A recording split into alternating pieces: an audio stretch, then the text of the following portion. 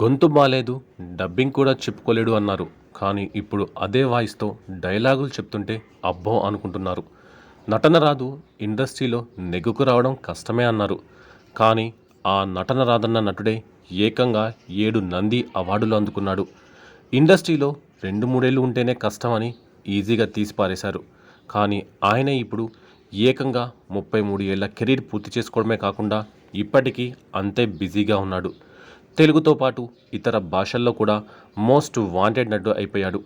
Background ఉంటే చాలు, నటన రావాల్సిన పని లేదా అన్న వాళ్ళతో భలే చేస్తున్నాడురా బాబు అనిపించుకున్నాడు.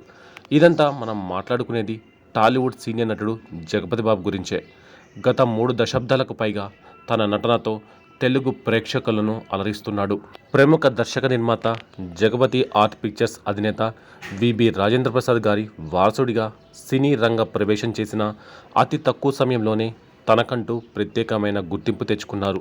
మంచి మనుషులు చిత్రంతో హీరోగా పరిచయమైన జగపతి బాబుకి అడవిలో అభిమన్యుడు చిత్రంతో మంచి గుర్తింపు వచ్చింది.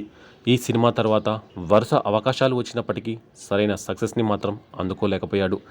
దాదాపు 6-7 సినిమాల తర్వాత పెద్దరికం సినిమాతో జగపతి కెరియర్కి మంచి బ్రేక్ వచ్చిందని చెప్పాలి. ఈ సినిమాలో ముగ్గురు అన్నల పట్టుదల, మొండితనంతో బాధపడే తమ్ముడిగా జగపతి నటన అందరికీ గుర్తుండిపోతుంది. జగపతి బాబు తన కెరియర్లో ఎన్ని సినిమాలు చేసినా రామ్ గోపాల్ వర్మ రూపొందించిన గాయం ప్రత్యేకంగా నిలిచిపోతుంది. ఇప్పటికీ ఈ సినిమా పాటలు వినిపిస్తూనే ఉన్నాయి. కట్టుకున్న భార్య కోరికలు తీర్చలేక తనలో తనే ఇబ్బంది పడే మధ్యతరగతి భర్త పాత్రలో జగపతి బాబు నటనకి వంక పెట్టలేని విధంగా శుభలగ్నం సినిమాలో నటించారు. ఈ సినిమాలో పొరిగింటి మంగళగౌరి అనే పాట ఎంత ఫేమస్ అయిందో ప్రత్యేకంగా చెప్పనక్కర్లేదు. జగపతి బాబు సినిమాల్లో దాదాపు 2 హీరోయిన్లు కనిపించేవారు. వారిలో ఈ అక్కా చెల్లెళ్ళ స్టోరీ బాగా క్లిక్ అయింది. వరుస సక్సెస్లు అందుకుంటూ కెరియర్ మంచి ఊపు మీదున్న సమయంలో కబడ్డీ కబడ్డీ అనే సినిమాలో నటించి మరో భారీ హిట్ని అందుకున్నారు. ఈ సినిమా స్ఫూర్తితో టాలీవుడ్లో కొన్ని సినిమాలు కూడా వచ్చాయి. ఇక హీరోగా ఎన్నో సక్సెస్లు అందుకున్న జగపతి బాబుకి ఇండస్ట్రీలోకి కొత్త హీరోలు రావడంతో అవకాశాలు తగ్గాయి. వచ్చిన అవకాశాలను సద్వినియోగం కూడా చేసుకోలేకపోతున్న సమయంలో లెజెండ్ సినిమాలో విలన్గా కనిపించి ఆశ్చర్యపరిచాడు. అంతే, ఈ సినిమా తర్వాత మరోసారి కెరీర్ పరంగా బిజీ అయిపోయాడు. నాన్నకు ప్రేమతో సినిమాలో స్మార్ట్గా కనిపించే విలన్ పాత్రలో ఒదిగిపోయాడు. రంగస్థలం సినిమాలో జగపతి బాబు పాత్రకి ఎంతటి ప్రాధాన్యత ఇచ్చారో తెలిసిందే. సర్పంచ్గా ఆయన విలనిజం పండించిన తీరు ప్రేక్షకులు ఎప్పటికీ మర్చిపోలేరు. అరవింద సమేతలో బసిరెడ్డి పాత్రలో జగ్గుబాయిని చూసిన వారంతా ఆశ్చర్యపోయారు. రాయలసీమకు చెందిన ఫ్యాక్షనిస్ట్గా అతని పర్ఫార్మెన్స్కి వంక పెట్టలేని విధంగా ఉంది. సినీ సెలబ్రిటీలే అయినా సరే జగపతి బాబు చాలా సింపుల్గా తన లైఫ్ లీడ్ చేయడానికి ఆసక్తి చూపిస్తూ ఉంటారు.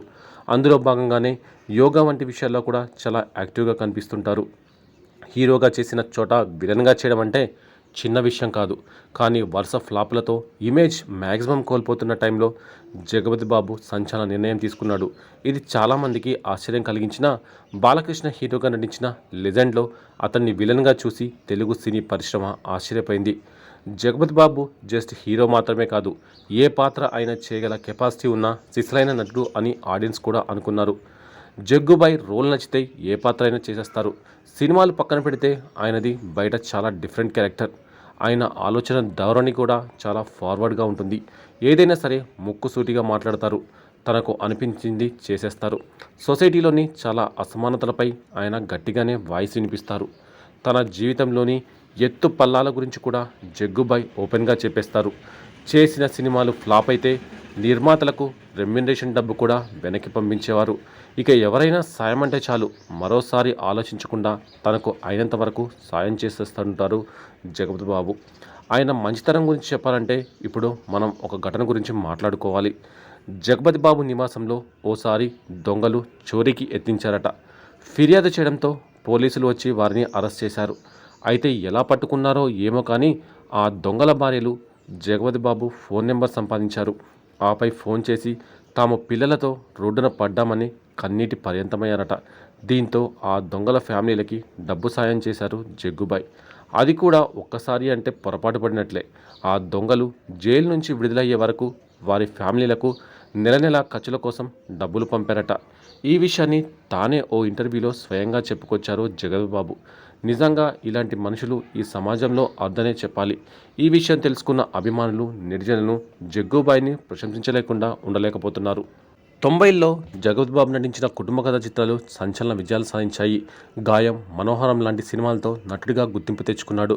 మద్రాసులోనే చదువు పూర్తి చేసిన జగపతి బాబు తర్వాత సినిమాల్లోకి ప్రవేశించాడు. చదువుకునే సమయంలో రోజుకు 3-4 సినిమాలు చూసిన జగపతి బాబుకి సినిమాల్లోకి రావాలని ఆలోచన అస్సలు ఉండేది కాదట.